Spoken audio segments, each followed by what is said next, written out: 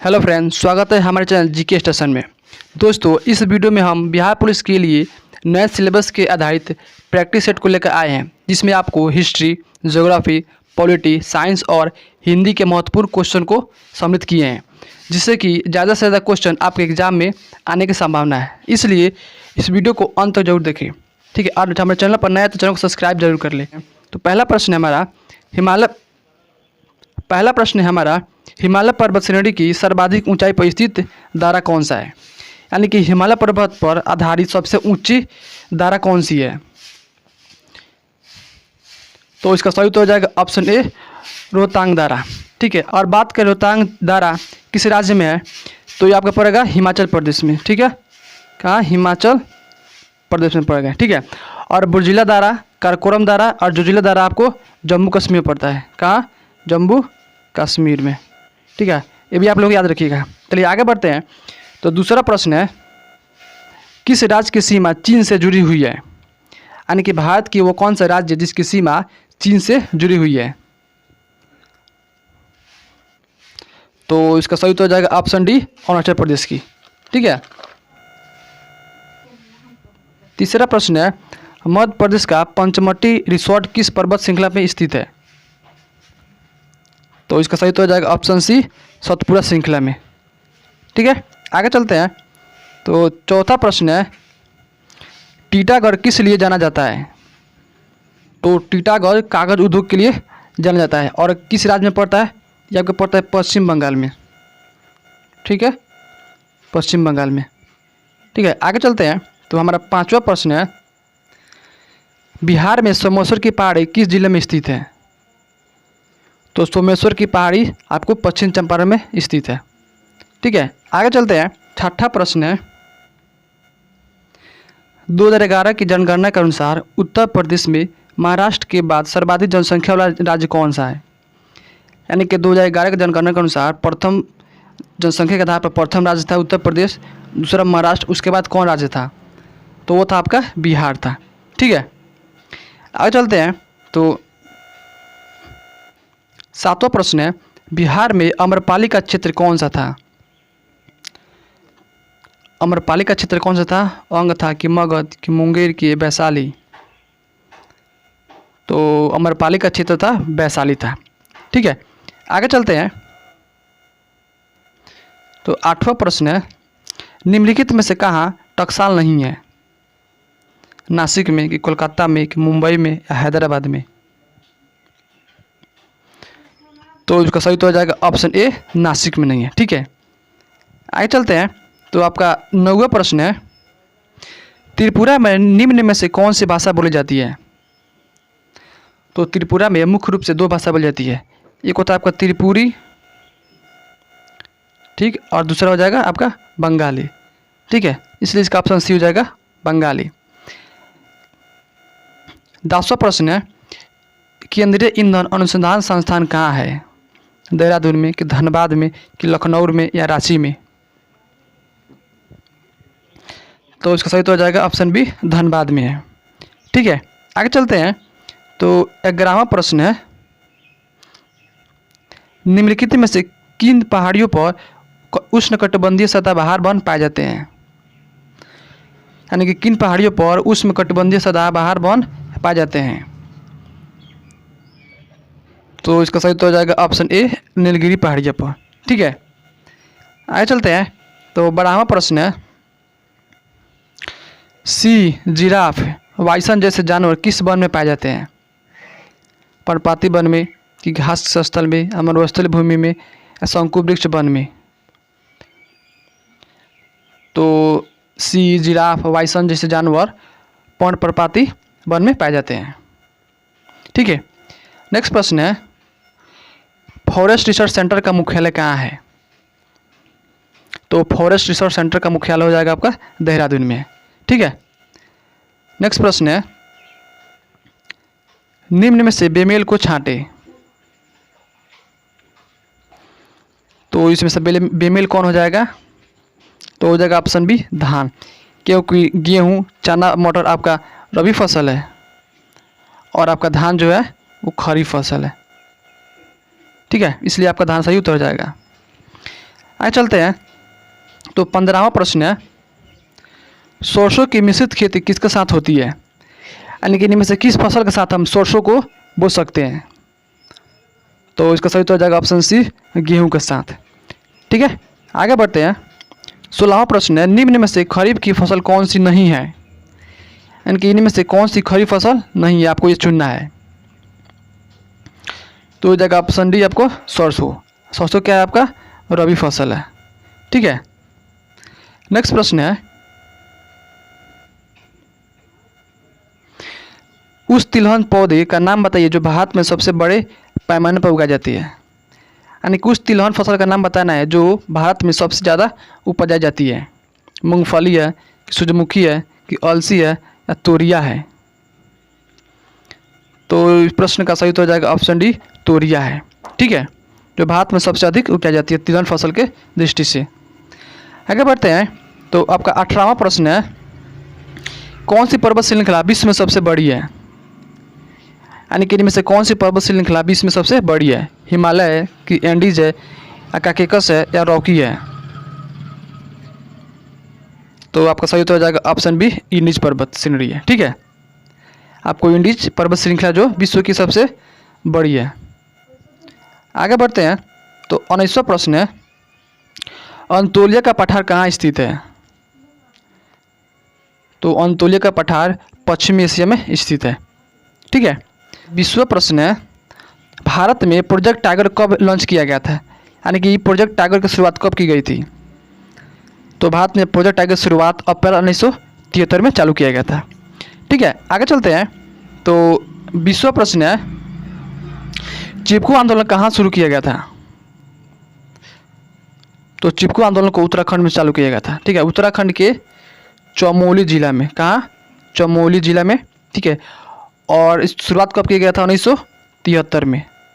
ठीक, इसके प्रमुख नेता कौन थे? वो थे आपको सुंदरलाल बहुगुणा थे। ठीक है, सुंदरलाल बहुगुणा थे। ये लो आप याद रखिएगा, ये भी आपसे क्वेश्चन में पूछा जा सकता है। आगे चलते हैं। तो 22वां प्रश्न है, निम्नलिखित में से कौन सा नवीकरणीय ऊर्जा का स्रोत नहीं है? यानी कि नवीकरणीय ऊर्जा का स्रोत इनमें से कौन नहीं है? तो हो जाएगा ऑप्शन डी, जीवाश्म से ऊर्जा। ठीक है, बाकी पवन ऊर्जा, भूतापीय ऊर्जा और सौर ऊर्जा आपका नवीकरणीय ऊर्जा है। ठीक है, नेक्स्ट प्रश्न है, ऊर्जा के विभिन्न स्रोतों को जो प्रकृति में बहुत लंबे समय तक जमा हुए हैं और जिनके ख़त्म हो जाने पर उन्हें जल्दी से बदला नहीं जा सकता है, वो कौन? इसमें से कौन जो स्रोत है? तो आपका ऊर्जा का गैर नवीकरणीय स्रोत। ठीक है, जैसे कोयला, ठीक है, पेट्रोलियम, ये आपसे सबका हो जाएगा गैर नवीकरणीय स्रोत। आगे चलते हैं। तो 24वां प्रश्न है, कार्ल मार्क्स थे। कार्ल मार्क्स क्या थे? कार्ल मार्क्स क्या थे? जर्मनी के चिंतक थे। ठीक है, आगे चलते हैं। तो 25वां प्रश्न है, 100 साल का युद्ध किन के बीच लड़ा गया था? यानी किन दो देशों के बीच 100 साल का युद्ध को लड़ा गया था? तो इसका सही तो हो जाएगा ऑप्शन सी, फ्रांस और इंग्लैंड के बीच। ठीक है, आगे चलते हैं। तो 26वां प्रश्न है, द्वितीय विश्व के समय ब्रिटेन का प्रधानमंत्री कौन था? द्वितीय विश्व युद्ध के समय ब्रिटेन का प्रधानमंत्री कौन था?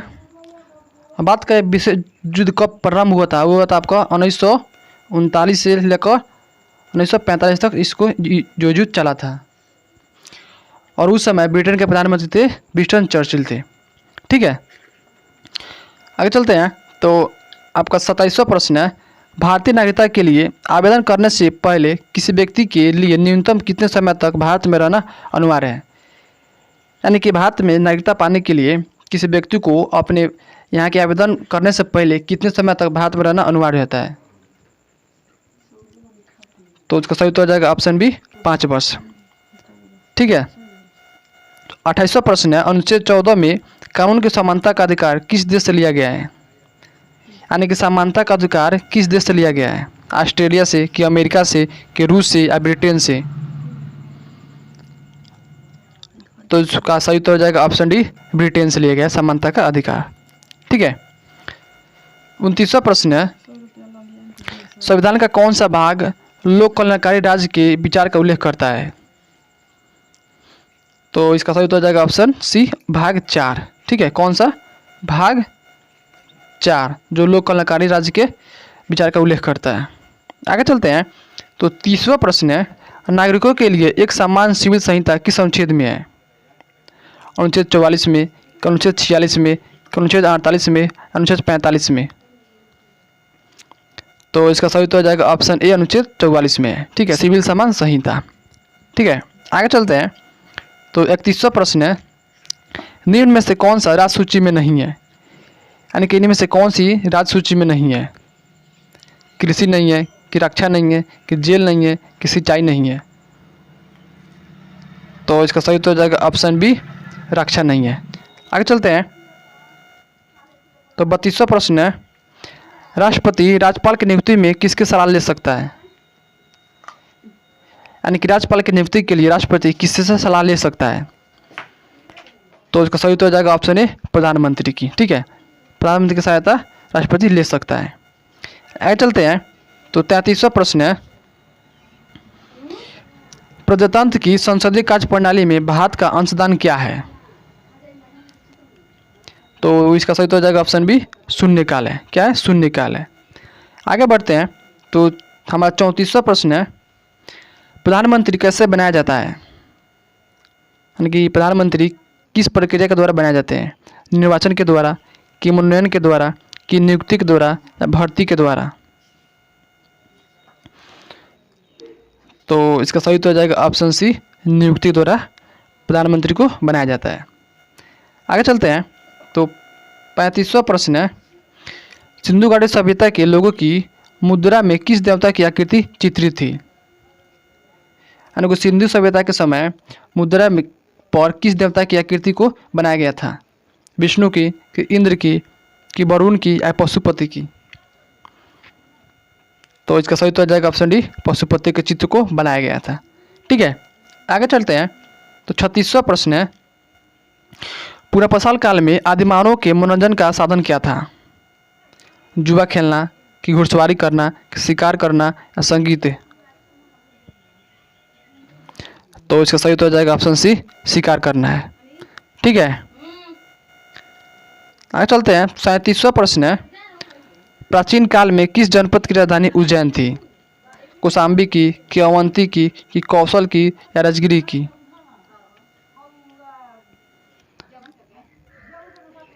तो जनपद की राजधानी उज्जैन थी, वो थी अवंती। अवंती जनपद की राजधानी क्या थी? उज्जैन थी। ठीक है, आगे चलते हैं। तो 38वां प्रश्न है, इनमें से कौन अशोक का उत्तराधिकारी था? वीरदत्त, कि कुणाल, कि शालीशुक, या संप्रति? तो इसका सही उत्तर हो जाएगा ऑप्शन बी, कुणाल था। ठीक है, आगे चलते हैं। तो 39वां प्रश्न है, किसके शासनकाल में ग्रामीण समुदाय को बहुत सारे अधिकार दिए गए थे? यानी कि किस शासक के काल में ग्रामीण समुदाय को बहुत सारे अधिकार दिए गए थे? चोल, के मुगल काल में, कि ब्रिटिश में, या पाल वंश के? तो इसका सही उत्तर हो जाएगा ऑप्शन बी, मुगल काल में। ठीक है, आगे चलते हैं। तो 40वां प्रश्न है, अलाउद्दीन खिलजी ने मूल नियंत्रण नीति किस के भले के लिए लागू की थी? यानी कि मूल्य नियंत्रण नीति किन के भले के लिए लगाया गया था? व्यापारियों के लिए, किसानों के लिए, सैनिकों के लिए, या आम जनता के लिए? तो इसका सही उत्तर हो जाएगा ऑप्शन सी, सैनिकों के लिए लगाया गया था। ठीक है, आगे चलते हैं। तो 41वां प्रश्न है, संचालन का सही संधि विच्छेद क्या होगा? तो संचालन का सही संधि विच्छेद हो जाएगा समझोचालन। क्या? आगे बढ़ते हैं।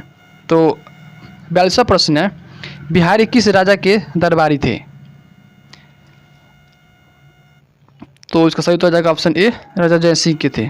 ठीक है, बिहारी उनके दरबारी थे। आगे बढ़ते हैं। तो 43वां प्रश्न है, रसिक प्रिया के रचनाकार कौन है? रसिक प्रिया के रचनाकार कौन है? केशव दास, कि बिहारी, कि तुलसीदास, या कालिदास? तो इसका सही उत्तर हो जाएगा ऑप्शन ए, केशव दास थे। ठीक है, तो 44वां प्रश्न है, पाओ जी मैंने राम रतन धन पायो पंक्ति किसने लिखी है? तुलसीदास ने, कि सूरदास ने, कि कबीरदास ने या मीराबाई ने? तो इसका सही उत्तर हो जाएगा ऑप्शन डी, मीराबाई ने लिखी है। ठीक है, आगे चलते हैं। तो 45वां प्रश्न है, बहुब्रीहि समास में कौन सा पद प्रधान होता है? प्रथम पद प्रधान होता है, कि द्वितीय पद प्रधान होता है, या तृतीय पद प्रधान होता है, यानी दोनों में से पद प्रधान होता है? तो बहुब्रीहि समास में तृतीय पद प्रधान होता है, जैसे कि त्रिनेत्र। ठीक है, त्रिनेत्र यानी कि जिसके 3 नेत्र हो, तो उसका अर्थ निकल कर आया जिसका कि त्रिनेत्र हो। ठीक है, जैसे लंबोदर, लंबोदर जिसका कि लंबा पेट हो, जिसे गणेश जी। ठीक है, लंबोदर का जाएगा गणेश। ठीक है, आगे चलते हैं। तो 46वां प्रश्न है, जिसके हृदय में ममता नहीं है के लिए शब्द एक है, यानी कि जिसके हृदय में ममता नहीं है उसके लिए एक शब्द क्या हम कह सकते हैं? निर्मम, कि निर्दयी, कि निष्ठुर, कि निस्वार्थ? तो इसका सही तो हो जाएगा ऑप्शन ए, निर्मम। ठीक है, आगे बढ़ते हैं। तो 47वां प्रश्न है, वर्णों का सार्थक समूह क्या कहलाता है? वाक्य, कि क्रिया, कि संज्ञा या शब्द? तो वर्णों का सार्थक समूह शब्द कहलाता है। ठीक है, आगे चलते हैं। 48वां प्रश्न है, मोहन कलम से लिखता है, इनमें कौन सा कारक है? ठीक है, तो कारक का रूप आप लोगों ने पढ़ा होगा कि कर्ता ने, ठीक है, कर्म को करण से, ठीक है, यहाँ पर सी आ गया। ठीक है, अब यहाँ पर लिखा हुआ है मोहन कलम से लिखता है, यहाँ भी सी आ गया और यहाँ भी सी, यानी कि करण कारक इसका सही उत्तर हो जाएगा। ठीक है, आगे चलते हैं। तो 49वां प्रश्न है, गुरु का स्त्रीलिंग रूप में बनाने वाला प्रत्यय क्या है? यानी गुरु को स्त्रीलिंग रूप बनाने वाला प्रत्यय कौन सा है? तो इसका सही उत्तर हो जाएगा ऑप्शन सी, आइन। जैसे कि गुरु, जोर, आइन हो जाएगा आपका गुरुआइन। ठीक है, और गुरु का स्त्रीलिंग रूप गुरुआइन होता ही है। ठीक है, आगे चलते हैं। तो 50वां प्रश्न है, सरस्वती सम्मान पुरस्कार किस क्षेत्र में विशिष्ट कार्य के लिए दिया जाता है? तो सरस्वती सम्मान पुरस्कार साहित्य में क्षेत्र में दिया जाता है। ठीक है, 50 का ऑप्शन सी सही उत्तर हो जाएगा। आगे चलते हैं। तो 51वां प्रश्न है, फेंक कर चलाया जाने वाला हथियार को क्या कहा जाता है? ठीक है, फेंक कर चलाया जाने हथियार को हम क्या कहते हैं? अस्त्र कहते हैं। क्या कहते हैं? अस्त्र। यानी 50 का ऑप्शन सी सही उत्तर हो जाएगा। 51 का सही उत्तर हो जाएगा ऑप्शन सी। ठीक है, आगे चलते हैं। तो 52वां प्रश्न है, निशाचर का प्रवाची शब्द है, तो निशाचर का प्रवाची शब्द हो जाएगा रजनीचर। क्या ऑप्शन सी इसका सही उत्तर हो जाएगा। आगे बढ़ते हैं। 53वां प्रश्न है, कंचन का प्रवाची शब्द है, चांदी, हीरा, तांबा या कनक? तो 53 का सही उत्तर हो जाएगा ऑप्शन डी, कनक है। ठीक है, 54वां प्रश्न है, शशिधर का सही अर्थ है। शशिधर का सही अर्थ क्या हो जाएगा? विष्णु, कि ब्रह्मा, कि महादेव, कि कृष्णा? तो शशिधर का सही उत्तर हो जाएगा ऑप्शन सी, महादेव। ठीक है, आगे बढ़ते हैं। 55वां और अंतिम प्रश्न है, अंतःकरण में कौन सी संधि है? विसर्ग संधि है, कि स्वर्ण संधि है, कि व्यंजन संधि है या गुण संधि है? तो अंतःकरण में विसर्ग संधि है।